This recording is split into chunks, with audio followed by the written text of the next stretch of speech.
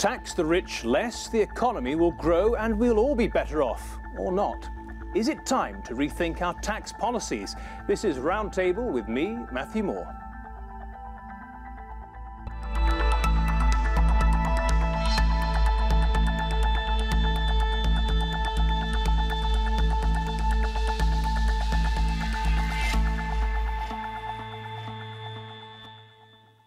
Well, if you cut taxes for the rich, their spending will stimulate the economy and create jobs. It's a notion being touted at the moment by the US President Donald Trump. But with global inequality on the rise, is it time to ask the world's richest to pay more?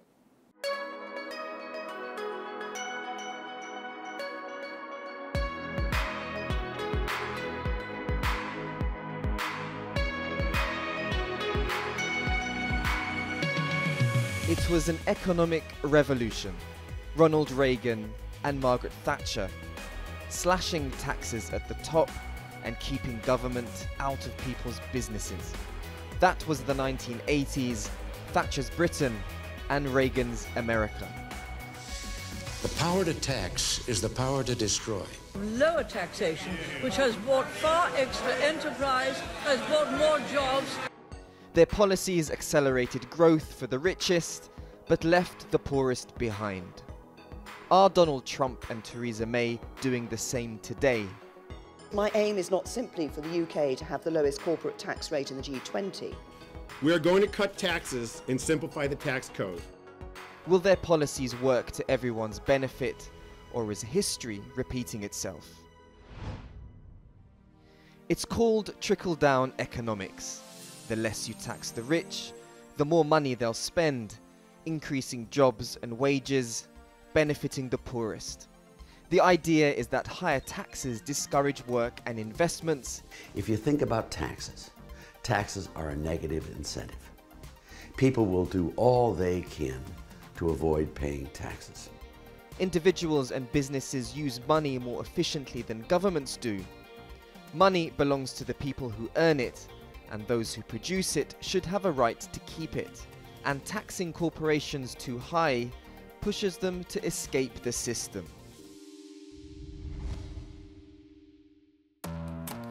But is this just one side of the coin? Should the rich be paying more? When you get more revenue, either by closing loopholes or by raising marginal rates, the rich should end up paying more, as a matter of logic, as a matter of fairness. According to Pew Research, most Americans believe that the wealthy don't pay their fair share. And since the 1980s, the share of income going to the wealthiest 1% has increased in the US, the UK, and Canada. We have an economic system that's warped out of shape, which means that the 1% benefit, that it's designed to benefit the 1% rather than most people in the 99%. While there's increased productivity in many Western countries, in the United States, wages have stagnated. Over the last 40 years, salaries for the 1% have gone up by 138%, while the poorest 90% saw wages grow just 15%. But as the rich earn more, there's evidence to suggest they aren't paying their fair share. The Tax Justice Network estimates that tax dodging amounts to global losses of around $500 billion a year. Trump's tax reform has been criticized for being a tax cut for corporate interests and the rich. I think this is going back into the dark ages of Reaganomics. Reaganomics has been tried in the past, and while there's disagreement on how much the rich should be taxed, are taxation rates today serving the interests of the many? Or are the richest securing their own interests, while the rest wait for the wealth to trickle down?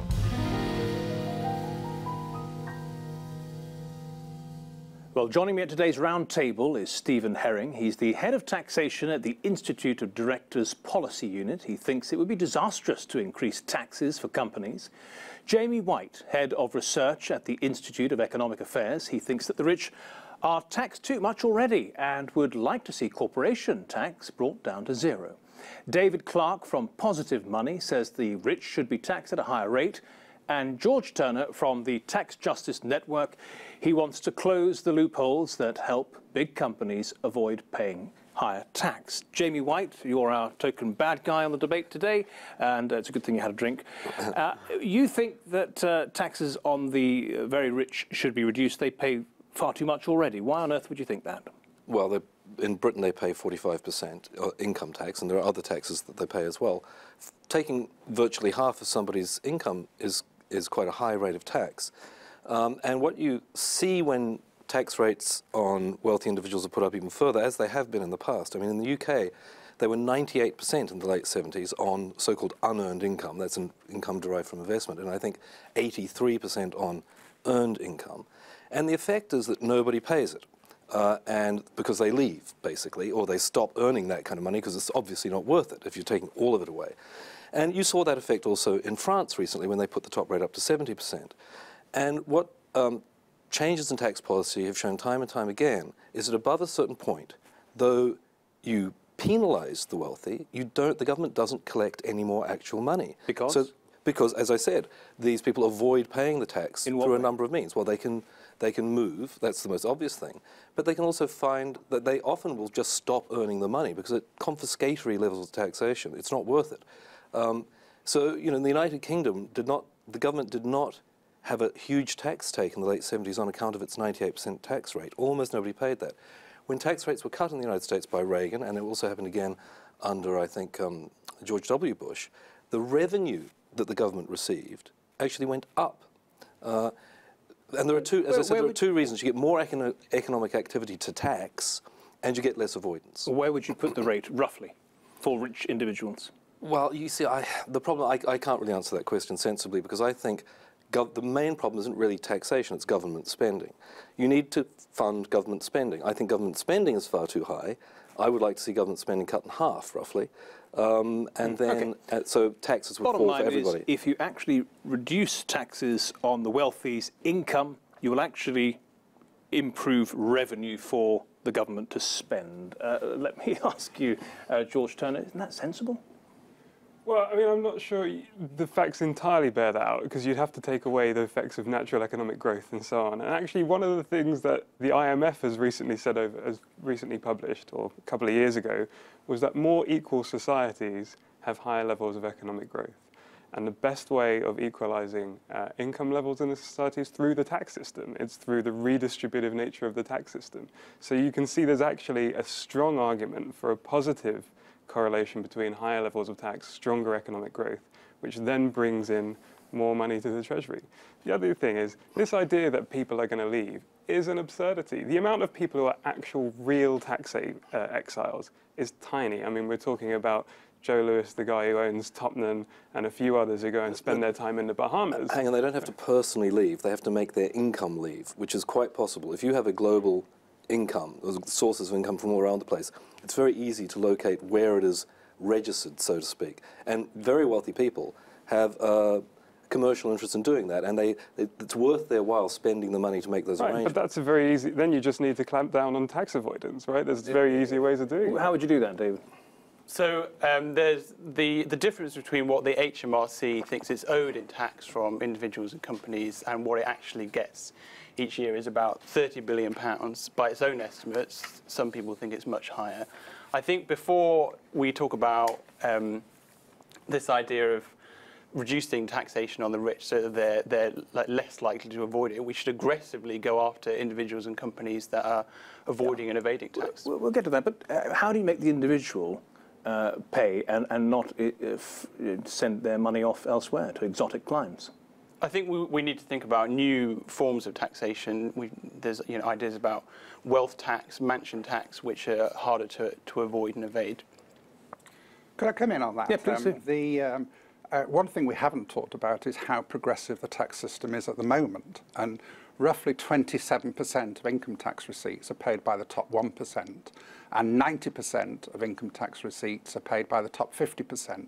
And it's been becoming more progressive as the years go on. It's actually now more progressive in its impact than it was under the previous Labour government. So it's not right, although the image might be that there's these footballers or entertainers and they represent the rich and they pay nothing because of devious schemes. Well, why do what you're talking about is wealth inequality. You're always going to get that when we have huge levels of income inequality. You're always going to get a system where the rich, because of the proportional nature of the tax system, contribute more. I want more. It just means that they're earning far more. It just means they're earning far more. Let's look at Warren Buffett's example. Back in 2011, he said, "I'm paying a lower effective rate of income tax than my cleaner because I have great big investments and they're taxed at a very low rate." Something like so. His overall effective rate of income tax is 17%, and the employee at his company is paying between say 33 and 40%, and he wants the law to be changed so that he pays more tax. Well, of course, this gets to be a very complex example because a previous Conservative Chancellor said one of the big ways of not paying tax, avoiding tax, if you want to describe it as that, is making contributions to charities. And there was some consensus across the political spectrum about that there was too generous release for payments to charities. So when the idea was introduced to cap those, that it was the charities who said, you really cannot do this because this is going to damage our charitable works. And so sometimes the reason why a lot of Americans and wealthy Americans get quite generous tax relief because that prompts a very high level of donations into charities. Well, there aren't really many, for the wealthy, there are not really many tax reliefs on individual personal income that are left. But I think one thing we have to look at is this is a 30, 40-year problem, and that has led to a huge accumulation of wealth within a very concentrated group of people. So income taxes are hugely important, but one of the real problems is that people are sitting on huge piles of wealth. And actually, if we want to redistribute wealth, which is one of the purposes of the tax system, we do need to start thinking much more about wealth taxes. What sort of wealth are you talking about? Are you talking about artwork? Well, I'll just say that, vintage cars? Yeah, everything. John Stuart Mill is, great liberal philosopher, said, when people are collecting rents, they are getting rich as if in their sleep. And what possible social injustice could there be by confiscating all of that? Because they did do nothing to earn that wealth. They did nothing to earn that wealth. What happens is people have income, they save money, they accumulate capital, they then invest it in something. It might be a house, let's say, which they then rent out to people.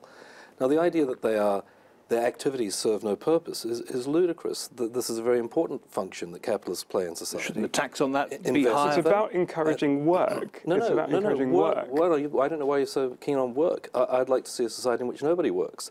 But, well, why? I mean, work is a price we pay to get the stuff we want. If we could get the stuff we want without work, that would be great. But that's exactly what's happening when you rent out a flat that you bought. Yes, you're getting money for nothing. You're not getting money for nothing. You're getting money for having supplied an asset that other people are using. They must pay for the use of it. Why would you supply it without getting paid for the use of it? And it's a voluntary transaction. They must feel they're better off. Why shouldn't the tax on that be higher? Well, why I mean, isn't that Warren Buffett is saying? My investments, I'm paying a very low effective rate of tax on my investments. I'm actually paying less overall than a cleaner. Why does the person who supplies the capital, for example, that's required to build the equipment for a factory, why is that a lesser contribution to production than the person who works in the factory? That person is taking the tax rate should be the same then. Well, should be higher. Well, if you have it, it's just, I mean, all we've got at the moment is taxes on incomes, right? So if I get an income from that, I pay tax on that. But you seem to be starting from the assumption that the person who's supplying the capital has worked to get that capital, and often that is not the case. Often they have just simply inherited that capital. I'm not assuming that. I'm assuming you're taking moral judgments. These are going to get in the way of sound economic thinking. I'm just saying that they contribute something of value. Maybe it fell onto their lap. But nonetheless, by investing and providing this capital for productive purposes, they contribute to the economy.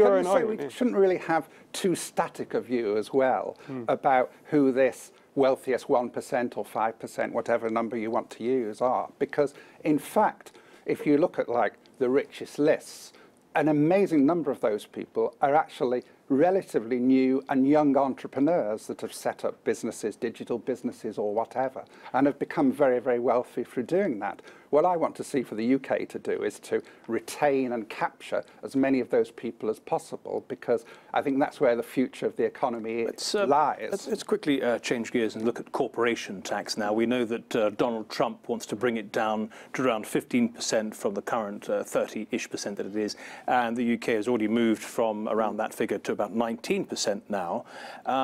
Who thinks that lower corporation tax is a good thing for the overall economy? Absolutely. I mean, in fact, I would abolish corporation tax as well, because although it might be these multinational corporations that write the check that pays it, they're not the people that are bearing the cost of it. It's the customers, the suppliers, the employees, and of course the investors. Now, the investors aren't this tiny group of wealthy individuals. Now, most of the investors are our pension funds, our equity ISAs, and the like. Now, corporation tax is a flawed tax, in my view, and becoming increasingly, on a global basis, unsustainable, because slicing and dicing the profit a company makes globally into the individual marketplace is just more and more difficult to do. Zero rate of corporation tax, good idea for everybody, David.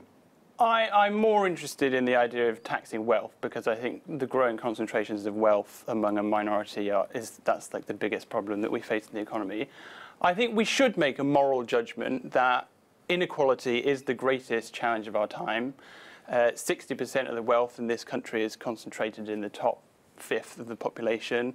We have the highest rate of wealth inequality, or one of the highest in Western Europe. At the same time, almost a third of children are living in poverty. This is something that we should tackle. And I'm in favour of having higher rates of tax for the rich, but I also think that inequality does not originate in the tax system. We've also got to look at why our economic model is producing. But with that in mind, where would you like to see corporation tax? Would you say it should be lower? Would that help society and iron out the inequality? I think we've already seen a reduction in corporation tax in the past few years, and so I don't. Well, can I just bring some facts into this debate, which is that HMRC did a study which looked at the planned reduction in the corporation tax rate to 17%, and it said, over a 40-year period looking into the future, would we get the money back through increased economic activity and all these things that advocates of tax cuts said? And they said comprehensively no, and that was on very conservative figures. They said you wouldn't get half of the money back. So this is a giveaway to corporations and to investors. That is the fact of corporation tax receipts, and the rate of corporation tax now is at 19% compared to 2008 when it was 30%. So there are other factors at play, of course, but... Of course, but economies are extremely complex organisms, and you can't isolate one factor and say a change in that has led to a change in something else. Maybe you can't isolate, but, I was an accountant and a tax partner in 3 different firms, and I can tell you that headline rate of corporation tax is amazingly important for where global multinational businesses look to locate their shared service centres, their call centres, and everything else. It's not the only factor, but it's one of the dozen or so factors. And we already have one of the lowest rates in the world. And so it should remain the case that we look to where the other economies are and make sure that we never have a higher rate. Well, if we do that, we'll be increasing the rate because we're at the bottom. No, the Americans might cut to 15. It's an inherently bad tax for 2 reasons. One is that it's a kind of double taxation. That's to say, because the money that is invested and therefore the returns that are taxed, that money is already out of taxed income, so it's double taxation, right? That's money saved from net income and invested. And the effect of this double taxation is that it incentivizes people not to invest but to spend. So we have the tax system skews people's decision making away from investment towards consumption, and that over the long run is bad for economic growth. However, the other thing that's wrong with it is that a company's income, its profits, which is what's taxed, is a very difficult thing to measure, especially when it's a global firm, because they've got lots of choices about where they locate their costs and their revenues. So what they're all doing now is they're locating all their revenues in low tax places and all their costs in high tax places. We would totally agree you need to change the system so that people need to be much more effectively taxed. Here's the point I'm getting to. If you try to shut that stuff down, if you try to get a kind of strict tax enforcement system that prevents all this stuff, you will chill the global economy, because these global supply chains are part of what has made production so much more efficient over the last 20 or 30 years. And governments keen to collect taxes, interfering with that and stymieing it would be a very, very bad idea. George, you must be outraged by that remark.